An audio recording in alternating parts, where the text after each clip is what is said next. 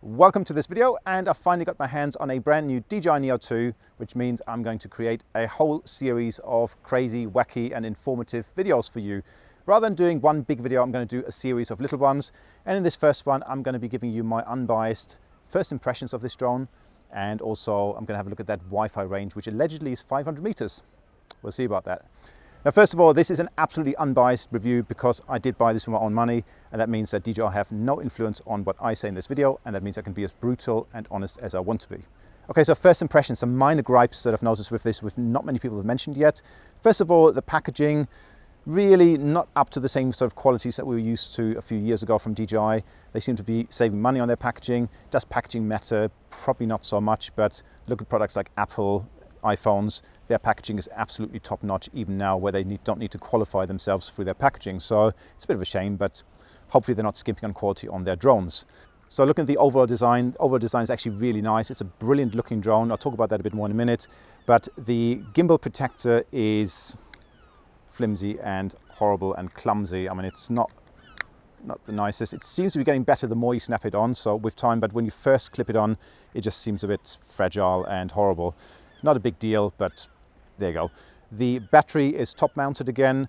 With older drones, there were ejection problems with batteries popping out when they swell and issues like that, which is why you had those back mounted batteries with more recent drones. These top ones, that again feels initially a little bit, it's a little bit difficult to fit in. I found that if you sort of level, push it down and then push the back down and then the front, that seems to be the best way to mount it. If you clip in the back part of it first like this and then try and push the front down, that seems to foul against the drone body a little bit. So the best way seems to be to kind of level, push it on, push the back in and then the front.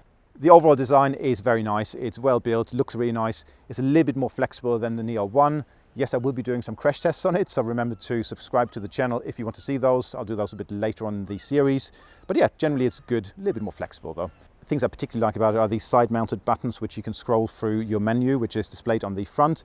Now, what DJI have done with this, they are pretty copycatty with their drones. They have taken a lot of features that were featured on the Hover Air X1 Pro and Pro Max and pretty much implemented them in this drone, and in many cases made them even better. So for example, that front LED screen, that was on the Pro and Pro Max. Buttons to scroll through your menu, Pro and Pro Max. Extended Wi-Fi range, which I'll talk about in a minute. 2-axis stabilized gimbal, Pro and Pro Max. The whole thing, they've really gone and said, nope, Hover Air, you are not having that market. We're going to take it. We're going to reclaim that and give people something better and potentially cheaper as well. So that's what they've done. But is it their own innovation? Not really. But this is a more versatile drone as well. It can FPV, and I will be FPVing it in a minute. I'll show you a bit of that footage as a teaser at the end of this video. But yeah, looking good so far. So talking about the Wi-Fi range, apparently 500 meters is what this little monster can do. The Neo 1 could only do 50 meters. Is it going to do 500 meters? Probably doubted, but let's put that to the test. We're going to go to a different location which has no Wi-Fi interference, no house within 100 meters, and certainly nothing in the flight path we're going to be going down. So let's get going to the second location for today and look at the Wi-Fi range of this.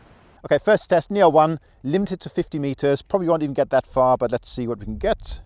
Flying out. Very slow and boring.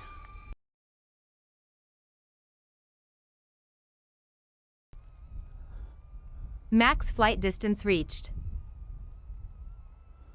No, that's as far as it'll go, which I think is probably the limit. So I think that's about 50 meters. So you can get 50 meters fairly reasonably well.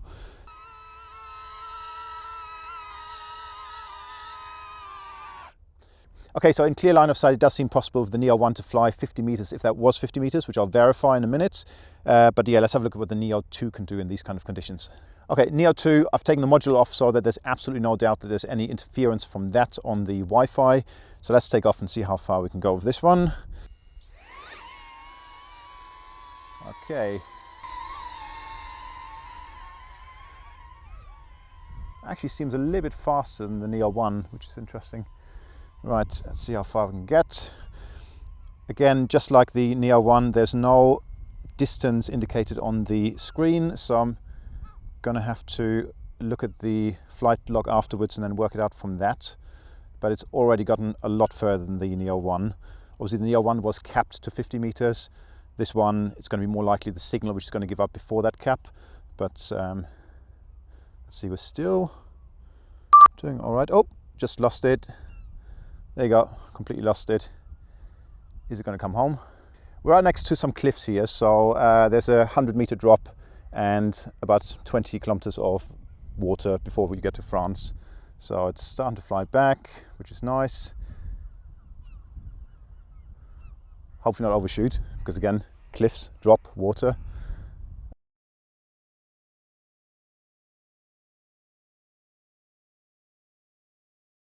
Unable to join. I'm guessing it's going to try and land. Can we reconnect yet? I think we are over land, so that's good. Finally oscillating sound coming from it. Ah, it's just reconnected. Okay, that's good. All right. That's quite accurate because that's exactly where it took off, so that's good. All right. I'm gonna have to look at that log, but that definitely wasn't 500 meters. It was definitely further than 50 meters, probably over 100 meters, but quite a long distance from 500 meters. So there we go. Is it worth doing another one? I'll tell you what I'll do. I'm going to turn Bluetooth off on my phone. I've got some Bluetooth speakers here, so I'm going to step away from them. Sound quality is going to be worse, but I'm going to turn off and take off my Bluetooth mic or Wi-Fi mic as well. All right, Bluetooth speakers, microphone, Bluetooth on my phone, everything's been turned off. We're going to try that again.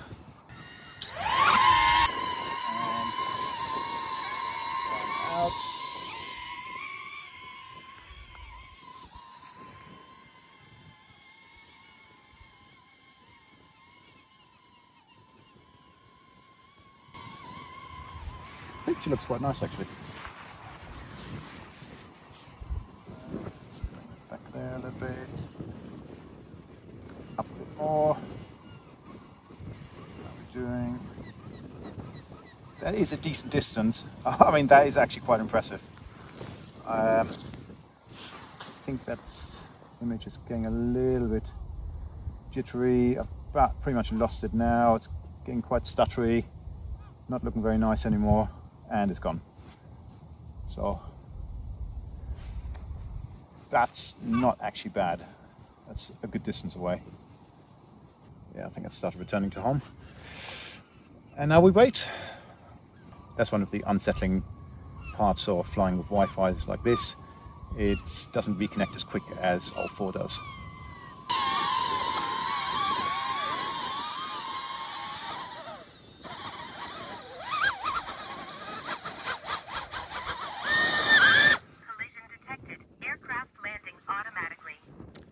DJI, got some work to do on this one. That shouldn't happen. Okay, anyway, that's fine. That distance looked quite good, but we're going to verify that. I'll put that on the screen now. Okay, so 150 meters is the absolute maximum you can get up to with Wi-Fi with this drone in my tests. That's with Bluetooth devices turned off. With Bluetooth devices interfering a little bit, I got to about 100 meters. I repeated the test down in this environment with a few more Wi-Fi interference sources around. There's a little hut down there and some cars and so on. In those conditions, I got 90 meters with Bluetooth things turned on, and then about 150 meters with my personal Bluetooth devices turned off. So that's roughly what you're talking about. So 50 to 100 meters is quite realistic, but you're not going to get 500 meters. I pretty much doubt anyone's ever going to get it. If they do, that'd be some kind of weird voodoo magic, but still very impressive and still very usable. But if you want more range, you'll want to use something like the RC2 controller or the RCN3 controller. Anyway, I hope you enjoyed this quick video. If you enjoyed it, remember to like and subscribe and hit the notification bell to see the next ones. Until then, happy flying, stay safe, and I'll see you very soon. Bye-bye.